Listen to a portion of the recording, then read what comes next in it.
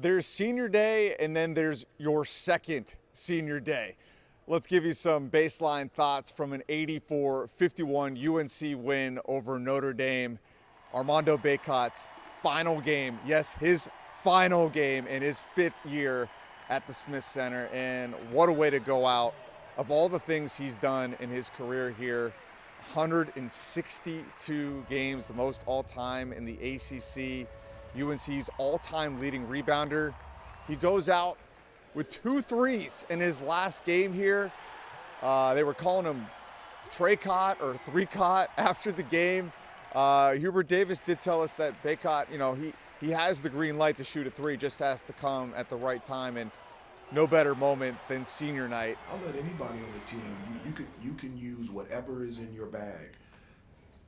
Sometimes the question is, you know, a debate on what's actually in the bag. Bacot, kind of a quiet 14 points, not a double-double, which is not what you'd expect. But this is more than just one game. We're talking about Armando Bacot. This is about the legacy. And we got to celebrate him last year on senior day, not knowing if he'd come back for more. But in this NIL era, when your NBA future is uncertain, you might be playing in the G League, you might be playing overseas, might be a second-round pick, undrafted, you don't really know. As a big man, it's tough when you're not, you know, when you're a traditional kind of back-to-the-basket big, minus the 2 threes tonight.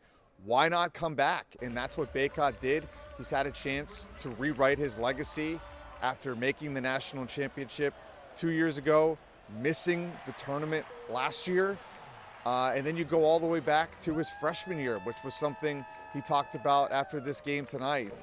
I mean, it's just amazing. I could just remember as a freshman that summer meeting with Coach Williams and just him just being so honest and telling me I needed to get better. I mean, we had Day'Ron Sharp, we had Walker Kessler coming in, and I feel like a lot of kids in my situation would have transferred, quit, but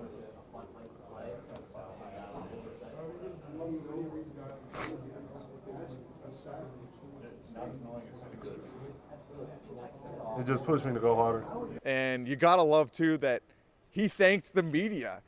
He's emotional, and instead of talking about himself, he's thanking us. I didn't know I was gonna start crying, but I'm just so thankful. I mean, even for you guys, I mean, through the tough times and the good times, y'all have always remained professional, and y'all believed in us, and I mean, just everything y'all do. I'm gonna miss this part of it too, just being able to see all your faces when we travel and being able to play in this gym. It's meant the world to me. I want to thank you, Armando Bacot, because you have been awesome to cover. You credited us for being professional through the hard times. You were as well. I'll never forget, you know, last year after UNC got eliminated from the ACC tournament, their NCAA tournament hopes over. You could tell they didn't want to go to the NIT, and you know, I asked Bacot what was just wrong with this season. And he said the story of this year was last year, and they made it a point early this season to make this a fresh start with Bacot back, RJ Davis back, the transfers coming in, Cormac Ryan, Harrison Ingram, all kind of united to, you know, do something special together in their final seasons. And Cormac Ryan honored in this game as well, even though he's only spent 1 year here at UNC. He's made an impact. And of course, RJ Davis. And he's kind of in the Bacot mode from a year ago, where you don't know, is he gonna come back for a 5th year? He could. At this point, I don't see why he couldn't play in the NBA. The way he's scoring right now, yeah, he's undersized, but he's a pretty active defender. I mean, that's a conversation for another day. He can come back, and he left that door open. How do you approach a senior day when you're not sure if it is the end? Just to go out there as it's like your last game. Just have that mindset of just embracing the moment, cherishing it, having fun, and just going out there with just joy all over your face and across the board. Just because you never know. Like, I don't know my decision. I don't know what I'm going to do yet. So just kind of just cherishing this and just embracing everything that's coming through. He's had a lot of time to talk about his legacy lately, whether it was the career high 36 and then topping that with a career high 42, the most points ever in the Smith Center. And we were talking about 2 special all-time guys that if they meet the criteria, and they got one more march to do it here, maybe two for Davis, they could have their jerseys up in the rafters here at Smith Center. So what's left for them? Well, a game against their rival Duke. And on paper, you got to think Duke could take this one, right? UNC wins it here, Duke wins it over there. And how fitting, they would be co-champs in the ACC. But that's what makes me wonder, could USC steal this one? You know, kind of like 2 years ago when everybody was celebrating Coach K's final game there. UNC comes in there, plays spoiler, and rides the momentum all the way to the national championship game. And you've got two guys on this team that played in that national championship game, that know what it takes to win at Cameron, know what it takes to win in March, and they really want to raise that banner. UNC hasn't had a regular season ACC title in 5 years, and Hubert Davis has been vehement that it means something to him, it means something to this team.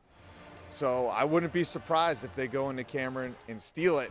But Duke is playing some great basketball right now. Case in point, what they did to NC State with NC State's season on the line at PNC Arena, a place that they lost last year. Duke is quietly looking really good.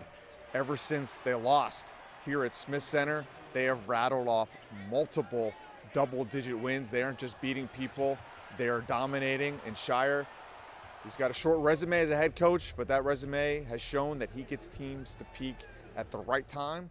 And last year, I like Duke at this point in the year. They were quiet.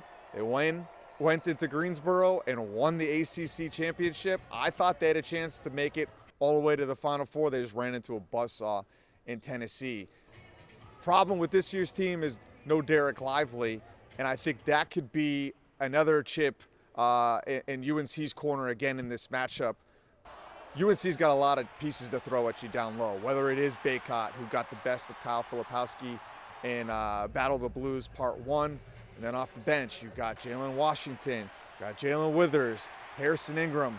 There's a lot of physicality UNC could throw at them, and their defense still top 10 in the nation, top in the ACC, one of the best at guarding the three-point line. They've got bodies to throw at some of Duke's undersized guards. So it should be another classic. Armando Bacot's final game against Duke inside Cameron. What could be better than that? Well, maybe if they meet in the Final Four again.